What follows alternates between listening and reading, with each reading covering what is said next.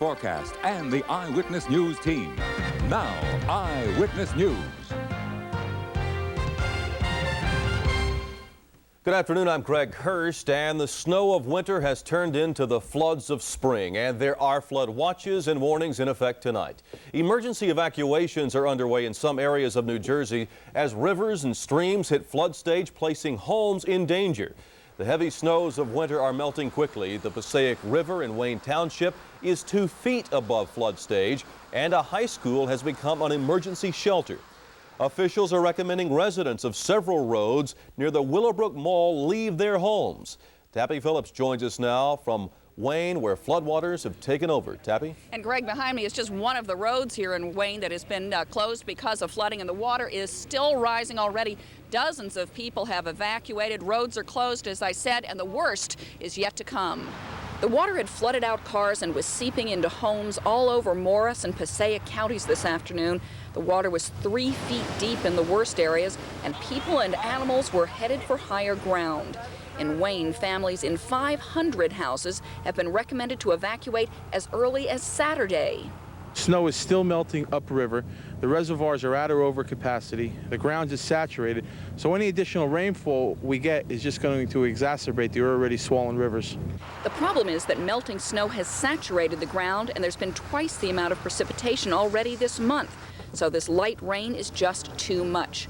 Even so, some people are waiting to see what happens. John Kasem's house is right next to the edge of the water, but he was waiting for it to go higher. Any plans to leave? Not at the present time, but we'll wait until we see how it's going to go. What are they telling you? As far as we know, it's going to keep rising up until tomorrow. Gisela Turco had moved into her house just a month ago. I don't know. So what are you going to do? You're going to stay? Oh, yeah, we're going to stay. It really never comes here. That's what people saying, because like I said, I don't know. Famous last words, right? Well, the last time it flooded like this in Wayne was 1989. The rivers are expected to crest tomorrow afternoon, and I guess we'll see then just how bad it gets this time. We're live in Wayne, New Jersey. Tappy Phillips, Channel 7 Eyewitness News. Tappy, the ground is saturated. It simply cannot absorb all the snow melt, which explains why rivers and streams are in danger of overflowing their banks. Sam Champion joins us now with more on the flood warnings and watches. Sam. Roz, you're exactly right. It's the snow melt. We've got some showers around the area, but the showers are really inconsequential or have very little consequence over the water that is standing in streams and rivers right now. Remember, we're melting down between 2 feet and 3 feet of snow upstate. These rivers are full and they're flooding. That's why we've got some flood warnings already out tonight for the Passaic, Rockaway, Wanacue, and Ramapo rivers. All of these rivers wind through northern New Jersey, and they are already at flood stage and expected they'll go a little bit higher tonight into tomorrow morning. Flood watch in effect tonight for northern New Jersey and southeastern New York State. And again, those areas in this flood watch are because the little bit of rain combined with the snow that's melting is flooding some streets and some streams as well. Again, here's the radar shot to show you that there's not a whole lot of rain, particularly in areas that we're talking about having a whole lot of water in the rivers and streams. But we're melting and pulling all that water down from those areas that have had so much snow so far this, well, late winter, late spring, early spring season. Here's the rainfall that's been going around. Just a trace upstate, but mostly less than half an inch generally around the area. It's the snow melt that's the problem, even though we'll keep some rain and showers in the forecast tonight into tomorrow. Tide times, which will be high again probably between midnight and 3 o'clock in the morning all along the coastline. Remember that tide time means that inland areas will flood and reach their highest tide somewhere within an hour or two after that. So you're looking for an inland tide anywhere from 3 to 4 a.m. tomorrow morning. That's going to be a continuing problem, the high tide and the snow melt. But we'll keep an eye on that for you and let you know what's happening with the skies and the rest of the weather in just a few minutes. Greg and Roz? We'll talk to you then, Sam. Thanks a lot. There's a different kind of storm raging in State Supreme Court in Lower Manhattan, where Woody Allen and Mia Farrow are embroiled in an ugly fight for custody of their children. Mia Farrow is making her case, and Celeste Ford is live with details. Celeste? Greg, Farrow did testify, but first, the psychiatrist. Late today, she testified that Woody Allen's relationship with his 7-year-old daughter is too intense. The doctor also said she was shocked by Allen's inability to understand the impact of his affair with Soon-Yi Previn. This followed Farrow's third and final day on the witness stand. Also more startling testimony about the Soon-Yi romance. As Soon-Yi Previn left Woody Allen's Fifth Avenue apartment this morning, she looked like a young lady with nothing to hide, or else her secrets have already been told in court. Today, the attorney for Woody Allen said the filmmaker has agreed to pay for Soon-Yi's college plus another year. In the courtroom, Soon-Yi's mother, Mia Farrow, looked prim and girlish as she recalled the day after she found nude photos of her daughter taken by Alan. Farrow: Alan said, "I'm in love with Soon-Yi. I will marry her. After a minute, I said, then take her and go. He just completely recanted. No, I love you. I'm sorry." Farrow said that Alan referred to the romance with Soon-Yi, saying, "It was good for her. It gave her a little confidence." Alan told Farrow, "Let's use this as a springboard into a deeper relationship." Courtroom spectators giggled. In August, Farrow accused Alan of sexually molesting their 7-year-old daughter, Dylan. Farrow says she then tape recorded her conversations with Alan. Farrow: "I made the audio tapes because every day there was another version. So many versions of what was going on, so many contradictions, so many lies." But 2 weeks ago, the sex abuse experts at Yale New Haven Hospital said the charges against Alan are unfounded. Farrow: "I don't agree with the Yale report. It's full of inaccuracies and misrepresentations, and any characterizations of me or Dylan are through the eyes of Mr. Allen." Allen's attorney suggested Farrow concocted new abuse allegations to keep Allen from seeing their 3 children. Farrow denied this and the notion that she coached Dylan. Farrow's testimony gave more insight into Alan's eccentric personality. At her Connecticut estate, Farrow wanted Alan to stay in the guest house. She told him, "Decorate it, have it hermetically sealed, put guards up, whatever you want." Alan said no. He was scared because there were animals and people out there. Coming up at 6, more from the psychiatrist. And we're live in Lower Manhattan. I'm Celeste Ford, Channel 7 Eyewitness News. An explosive case in New Jersey may go back to court. The Essex County prosecutor is deciding tonight whether to retry Margaret Kelly Michaels. Her conviction of sexually abusing children was overturned on Friday. A bail hearing for the 31-year-old Michaels could be held as early as tomorrow. She was in prison for 5 years. An appeals panel cited the misuse of expert testimony and her lawyer's inaccessibility to the children as reasons for throwing out the conviction. Another inmate is looking at freedom tonight. The Reverend Al Sharpton will be released from the Brooklyn House of Detention tomorrow, but not before delivering a sermon to fellow inmates. Sharpton went to jail last month for his role in the disruptive Day of Outrage protest in 1987. The demonstration followed the murder of a black man by a white gang in Howard Beach. The suspects in the World Trade Center bombing could possibly go to jail if they could be linked to a letter that claims responsibility for the explosion. Tim Minton is live with more on what could turn out to be a vital piece of evidence in this case. Tim? Greg, the New York Police Department now says that it has received from media organizations and elsewhere several letters, but as you say, it is focusing on one. A letter received by the New York Times 4 days after the bombing provides clues, but no clear indication about who wanted the towers blasted or why. As the World Trade Center gets back to business a month and a weekend after it was bombed, Police Commissioner Raymond Kelly confirms the letter to the Times definitely came from the bombers. It has relevance to the case, and it will be used in the prosecution of the people that are in custody. The letter, which included an ambiguous return address scrawled in Arabic, contains a typed explanation for the blast. It says, "This action was done in response for the American political, economical, and military support to Israel." It continues with a vague threat to unspecified nuclear targets and claims our Army has more than 150 suicidal soldiers. The letter's signed Liberation Army 5th Battalion.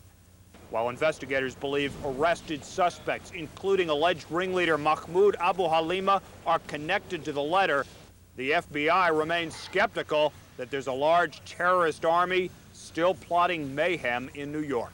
I see no reason to panic at all. We see no indication that there are 150 Confederates out there. As for whether the letter provides a clue to any larger groups which might be the real bombing masterminds, the bottom line depends on who you ask. But the assumption is that whatever the case, and when you deal with fundamentalism and with Islamic groups, there's always a connection to Iran. The bombing, the cover-up, or the effort to get away, and the letter that has now been received, all are of a remarkably amateurish character. It's inconceivable that 1 or 2 or 3 or 4 individuals could have done this without an infrastructure, without a very large organization behind them. In testimony to Congress shortly after the bombing, FBI Assistant Director Fox said it was a gut feeling of old-timers at the FBI that there had to be a larger, well-known organization behind the bombing. But asked again today about those remarks, Assistant Director Fox would say only he would stand by the fact that they have so far arrested 5 people and are looking for a 6th. We're live at the World Trade Center. Tim Minton, Channel 7, Eyewitness News.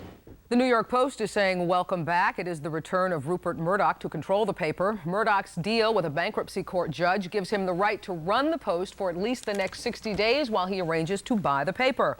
Coming up at 6, what will Murdoch's ownership mean to the Post and its employees? Details on Eyewitness News at 6. Financially ailing Delta Airlines got 2 fistfuls of bad news today, starting with an emergency landing in San Francisco. A Delta Airbus bound for New York City was forced to set down because of leaking hydraulic fluid. The crew had to manually lower the landing gear. The jet did land safely, but then an engine fire broke out. 4 passengers were injured during an emergency evacuation of the plane. And on top of that, Delta also announced today that it is laying off 600 pilots and retiring 28 jets, hoping to save $100 million. A weekend trip to New York has ended in tragedy for 6 people from Pittsburgh. They were killed when their small plane quite literally fell from the sky. Today, investigators were sifting through the wreckage of the twin-engine plane, looking for a reason why it crashed last night just 2 minutes after takeoff. David Navarro was on the scene with more. David.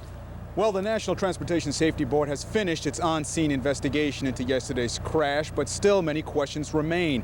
It's hard to believe that this plane dropped almost vertically out of the sky and landed right where you see it. No one survived, and it's in a lot that's only about 50 feet wide. And now investigators want to know what went wrong. This morning in Elmwood Park, New Jersey, investigators searched through the twisted remains of the crash, took pictures, and wondered what caused the Piper Aztec 23 to spiral out of the foggy sky and smash into a yard behind a trucking company. A crash none of the 6 people on board survived. Just about all the reports that we get in that seem to be conflicting with each other. So it's going to be a long process of collecting the data and continuing with the investigation. The pilot and co-owner of the small twin-engine plane was 54-year-old Alan Fleischman, a self-made millionaire originally from the Bronx, but most recently a resident of Pennsylvania. Also on board were his wife, Mr. and Mrs. Sanford Krunkold, and one more couple. A friend of one of the victims says the group had flown into Teterboro Airport in the 6-seater to take in a Broadway show. But 2 minutes into their flight back to Allegheny County Airport, something went very wrong. I looked over my shoulder, and the aircraft was in a slow counterclockwise rotation. Pull up, pull up. The pilot never radioed a mayday or indicated any problem to radar control before dropping out of the sky. This plane was built in 1967, and there are no accident or incident reports filed under its registration number. The Piper Aztec 23 has a reputation as a reliable aircraft and is certified to continue flying even if one of the engines go out. There is no fuel remaining. The fuel tanks were ruptured on impact. However, there was sufficient fuel to cause a large odor in the area, and they had to use their foaming material to suppress it. And that investigator went on to say that they are focusing their attention on the engine and some of the flight instruments. Regardless of what made the plane to go down, any pilot will tell you it happened at probably the worst possible time. The pilot was busy being handoff from Teterboro Airport to New York Air, and he was flying on instruments only, a time where even the most seasoned pilot would run into trouble if trouble arose. Reporting live from Elmwood Park, David Navarro, Channel 7 Eyewitness News. Thank you, David. A bizarre new theory about Marilyn Monroe's death and about her life. Marilyn Monroe may have been getting ready to say I do once again just before she died. Also, will the Academy make Clint's day, or will it be an offer Al can't refuse? Who's the best actor? Joel Siegel lets us know who he thinks, live from Los Angeles. Plus, America speaks out about a burning issue, hearing the country's voices on health care. Crucial hearings begin in Washington. A live report is coming up. The race is on for mayor of New York, and Eyewitness News brings on the challengers. In a special report, meet the men who are fighting it out for the city's top job. Thursday at 11, meet Rudolph Giuliani. His friends say he's quick, thorough, a man with a plan for New York. His foes say he's a media monger and we'll all pay the price. Master decision maker or master of the publicity game. Watch the 93 vote, the mayoral elections, the challengers. An Eyewitness News special report Thursday at 11, right here on Channel 7. Mix 105's Jim Kerr. I haven't met a lot of people who like waking up to this. You feel like this all day. Not my style. This is. That's why I'm waking you up on Mix 105 WMXV. I like to keep the mornings warm and friendly. Sure, we give you all the weather, news, traffic. Plus, we play the best mix of the 70s, 80s, and 90s. Music you love. Wake up with me, Jim Kerr and the Morning Crew on Mix 105 WMXV. I got busy signals for an hour last night trying to call you. How many phone calls did you miss today? Your own mother. Well, now's the perfect time to finally get call waiting from New York Telephone. I called you 10 times, Mom, and then I had to walk. Because when you order call waiting now, we'll connect you free. That's right, free.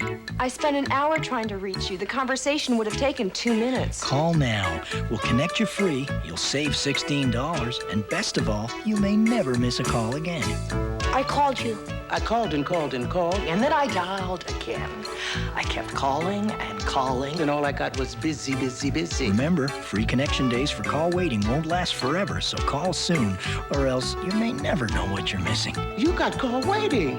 You got call waiting. You got call waiting. Finally. You got call waiting? Oh. We're all connected. New York Telephone. Another theory has been added to the mysterious death of Marilyn Monroe more than 30 years ago. A new book claims that Monroe died just days before she was to secretly remarry Joe DiMaggio. Author Donald Spoto also says Monroe did not commit suicide and wasn't murdered by organized crime. He says her death was caused by her psychoanalyst, who was angry at being dismissed and prescribed drugs that had a fatal reaction with sleeping pills Monroe had been taking. Some of the biggest stars of the silver screen are preparing at this very moment for the big night. It's Oscar night. Thousands of fans are gathered at this very moment outside the Dorothy Chandler Pavilion, hoping to get just a glance at the stars attending tonight's 65th Annual Academy Awards ceremonies. Tonight's show is scheduled to be seen by millions of people worldwide. And right in the middle of all the action is our very own Joel Siegel, live from Los Angeles. You clean up quite nicely there, Joel. Thank you, sir. It looks and sounds and feels like Oscars of old, but this year the Academy may be sending Hollywood a message. Your films aren't good enough to qualify for the Oscars. It has never happened before, but this year 10 of the 20 acting nominees are from low-budget, non-Hollywood independent films. Best performance by a supporting actor, Jay Davidson, The Crying Game. I ain't gonna hurt no woman. Gene Hackman, Unforgiven.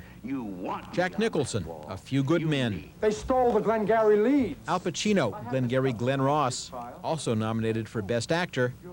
And David Paymer, Mr. Saturday Night. I can't. Best performance by a supporting actress, Judy Davis, Husbands and Wives. Metabolically, it's not my rhythm. I understand. Joan Plowright, Enchanted April. Vanessa Redgrave, Howard's End. You are not an evil man. Miranda Richardson in Damage. She also starred in The Crying Game and Enchanted April. And the one American-born nominee, Marissa Tomei, My Cousin Vinny. My biological clock is ticking like this, and the way this case is going, I ain't never getting married. For Best Performance by an Actress, Catherine Deneuve in Indochine. They used to park us on the roof at the rehab hospital. Mary McDonnell in Passion Fish. Michelle Pfeiffer, Love Field. Lorenzo loves words. He loves the sound of language. Susan Sarandon, Lorenzo's Oil. Emma Thompson, Howard's End. Great actresses, great performances, but who saw these movies? For Best Performance by an Actor, Robert Downey Jr. in Chaplin. It's a hell of a thing, killing a man. You take away all he's got, and all he's ever gonna have. Clint Eastwood, Unforgiven. That's what makes the tango so great. Al Pacino in Scent of a Woman, his 8th Oscar nomination he's never won. Stephen Ray, The Crying Game. Denzel Washington, Malcolm X. We didn't land on Plymouth Rock. Plymouth Rock landed on us. Landed right on top of us. That's the best performance, I think, but here's who I think the Academy will vote for.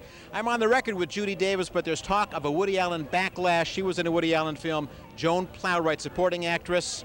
Emma Thompson, Best Actress of the Year. Gene Hackman, supporting actor, and Oscar won't let him go home empty-handed again. Al Pacino, Best Actor of the Year. I will be back at 6 with the Best Picture picks and the hottest gossip in Hollywood. Joel Siegel, Channel 7 Eyewitness News, live at the Oscars. Oh, and we'll be here watching. Joel, enjoy yourself. Thanks a lot. And also, you can watch tonight's Oscars ceremonies right here on Channel 7, beginning at 9 o'clock. Well, if Oscars celebrates the best Hollywood has to offer, the Razzies celebrate the worst. The 13th annual Golden Raspberries were handed out last night to a handful of Hollywood flops. Melanie Griffith and her film Shining Through won 2 of the dubious awards, including Worst Picture. Other recipients include Sylvester Stallone and Tom Selleck. He's probably not throwing a big party at his house tonight. I don't think so. Don't think so. Well, coming up, fact, not fiction. Thousands of letters tossed in the trash. New meaning to the term junk mail. More than a ton of mail dumped in a place where it definitely doesn't belong. And some thieves took the slogan, "What you want is what you get" at McDonald's just a little too far. It wasn't on the menu, but they took it anyway, and now police are hot on their trail. The story when we come back. Governor Cuomo thinks he has the cure for what's ailing health care in New York State, but a lot of doctors are going to find the governor's prescription a bitter pill. We'll tell you where it could make you feel better and where the doctors say it's going to hurt. At 6 on Eyewitness News, right here on Channel 7.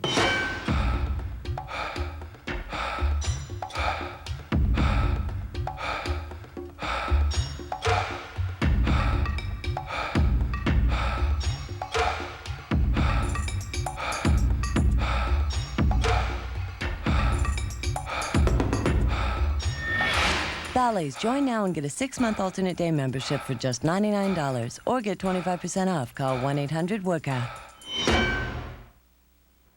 You know, special phone services from New Jersey Bell can revolutionize the way you use your phone.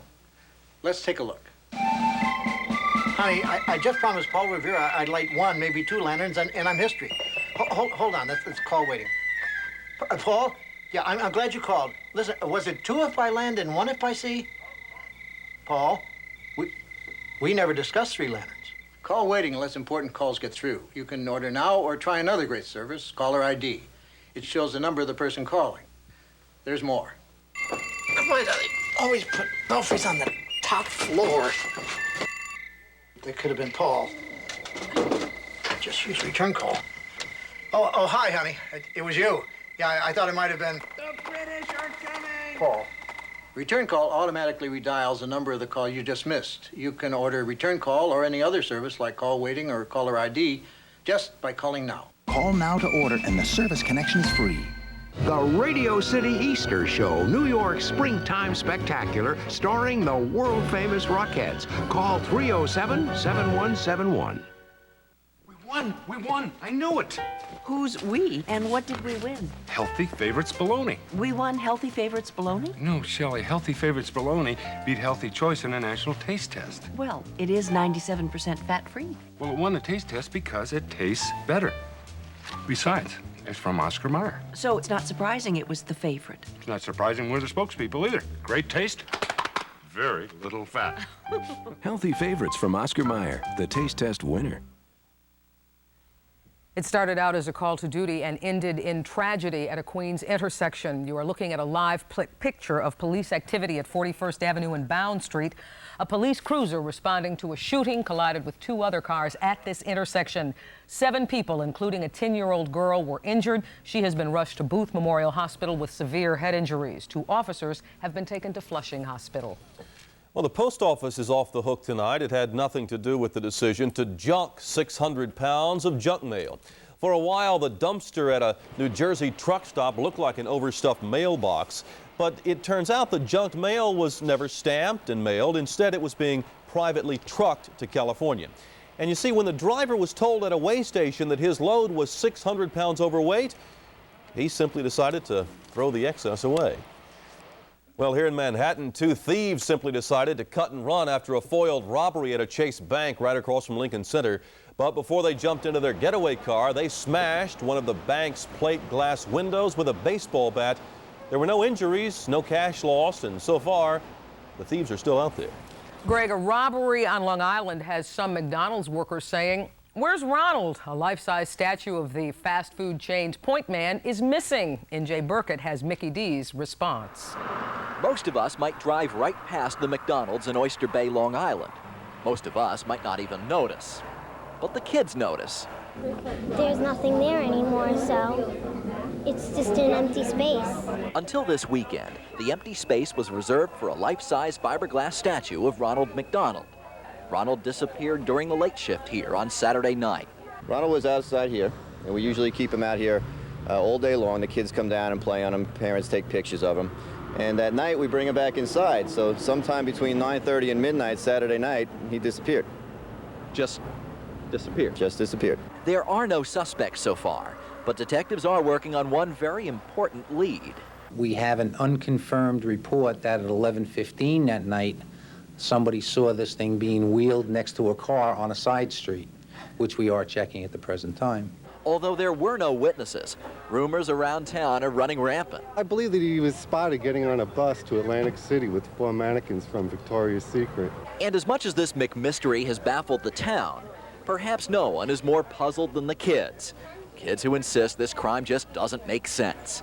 If I was a criminal, which I'm not, but I mean, I wouldn't bother for something like that. I mean, it's like a big man, and no one would have any use for it except put it in front of a McDonald's. Detectives are convinced tonight that Ronald would not have simply wandered off. Anyone with any information is being urged to call the Nassau County Police. All information, we're told, will be kept strictly confidential. In Oyster Bay, Long Island, NJ Burkett, Channel 7, Eyewitness News. All right, NJ will stay on the case. There's also something missing from our weather. It's called sunshine. Yeah, you bet. Plenty of rain, flooding. Sam Champion's up next with the exclusive AccuWeather forecast. Also, the people who will decide the future of America's health care start listening. Crucial hearings begin. We will have a live report from Washington. And a little bit can mean a lot when it comes to preventing heart attacks. If you hate exercise, take heart. Dr. Jay Adlersberg will explain. Plus, we will introduce you to a young man who is an Oscar hopeful, just out of film school and up for a big award. Life inside Hollywood for a young upstart. That's a little bit later on Eyewitness News.